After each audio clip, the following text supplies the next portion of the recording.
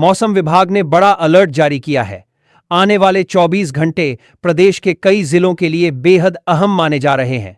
उत्तर प्रदेश के कई हिस्सों में मौसम का मिजाज अचानक बदल गया है। आसमान में काले बादल छा गए हैं और ठंडी हवाओं के साथ बारिश का दौर शुरू हो गया है।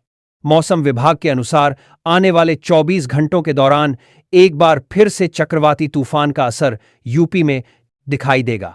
इस बार यह तूफान बंगाल की खाड़ी से उठकर पूर्वी भारत के रास्ते उत्तर प्रदेश की ओर बढ़ रहा है। बताया जा रहा है कि यह सिस्टम बेहद सक्रिय है और इसके चलते तेज हवाओं के साथ भारी बारिश की पूरी संभावना जताई जा रही है। मौसम विशेषज्ञों के मुताबिक यह चक्रवात रात से लेकर सुबह तक सबसे ज्यादा असर दिखाएगा। खासकर पूर्वी और मध्य उत्तर प्रदेश के जिलों में इसकी मार पड़ सकती है। वाराणसी, गाजीपुर, जौनपुर, बलिया, मऊ, गोरखपुर, देवरिया, कुशीनगर और बस्ती जैसे जिलों में भारी बारिश और तेज हवाओं की चेतावनी जारी की गई है। इसके अलावा लखनऊ, कानपुर, प्रयागराज और रायबरेली में भी अगले 24 घंटे तक मौसम बिगड़ने की संभावना है। मौसम विभाग ने लोगों को सलाह दी है कि वे बिना जरूरत घर से बाहर न निकलें, खुले इलाकों में पेड़ों या बिजली के खंभों के नीचे खड़े न हों और यात्रा करने से पहले मौसम की स्थिति की जानकारी जरूर लें। राज्य आपदा प्रबंधन टीमों को भी सतर्क कर दिया गया है। जिलों के डीएम को निर्देश भेजे गए हैं कि वे अपने अपने क्षेत्रों में राहत और बचाव दलों को तैयार रखें। किसी भी आपात स्थिति में त्वरित कार्रवाई सुनिश्चित की जाए। लोगों से अपील की गई है कि वे अफवाहों पर ध्यान न दें।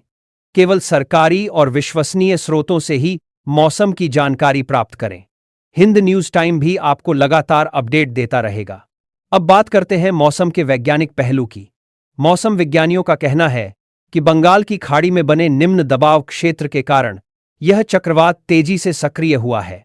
यह समुद्र से नमी लेकर उत्तर दिशा में बढ़ रहा है और इसके प्रभाव से यूपी, बिहार, झारखंड और मध्य प्रदेश के कुछ हिस्सों में भी बारिश होगी। इस बार खास बात यह है कि हवा की गति सामान्य दिनों से लगभग 3 गुना ज्यादा रह सकती है। अनुमान है कि कई इलाकों में 50 से 60 किलोमीटर प्रति घंटे की रफ्तार से हवा चलेगी, जिससे पेड़ गिरने, बिजली गिरने और कच्चे मकानों को नुकसान होने की आशंका है। सरकार ने बिजली विभाग, जल विभाग और नगर निगम को सतर्क कर दिया है ताकि किसी भी आपात स्थिति में लोगों को परेशानी न हो। जलभराव रोकने के लिए नालों की सफाई के आदेश दिए गए हैं। बिजली कटौती की स्थिति में बैकअप तैयार रखने के निर्देश भी जारी किए गए हैं। यूपी में बारिश का यह दौर किसानों के लिए एक तरफ राहत लेकर आएगा तो दूसरी तरफ चिंता भी बढ़ा सकता है।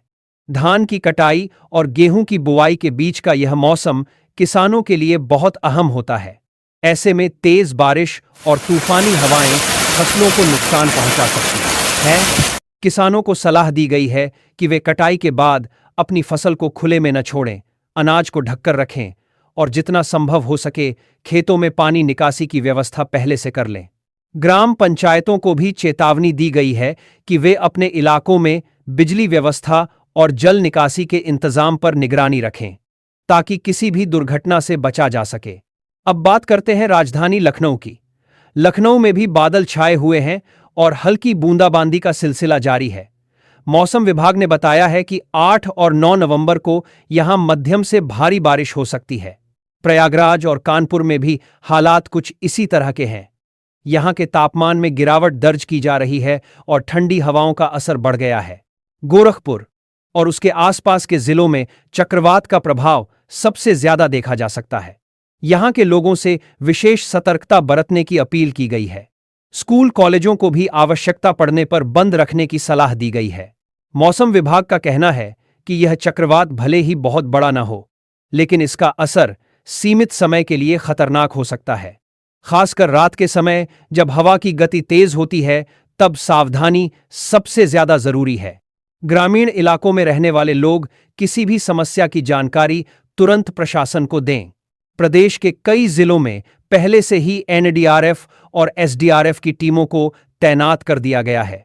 बचाव उपकरण और नावें भी तैयार रखी गई हैं ताकि यदि कहीं जलभराव होता है तो तुरंत मदद पहुंचाई जा सके। लोगों से यह भी कहा गया है कि वे सोशल मीडिया पर चल रही किसी भी भ्रामक जानकारी पर भरोसा न करें, बल्कि हिंद न्यूज़ टाइम जैसे भरोसेमंद न्यूज़ चैनलों से ही अपडेट लें। अब बात करते हैं मौसम के अगले चरण की। मौसम विशेषज्ञों के मुताबिक 9 नवंबर की शाम तक चक्रवाती प्रभाव कमजोर पड़ने लगेगा, लेकिन हल्की बारिश का सिलसिला जारी रह सकता है। इस बीच ठंडी हवाएं उत्तर दिशा से चलनी शुरू हो जाएंगी, जिससे तापमान में गिरावट दर्ज होगी और सर्दी की शुरुआत औपचारिक रूप से हो जाएगी। उत्तर प्रदेश के पश्चिमी हिस्सों जैसे मेरठ, बागपत, शामली, मुजफ्फरनगर और सहारनपुर में भी हल्की से मध्यम बारिश के आसार हैं।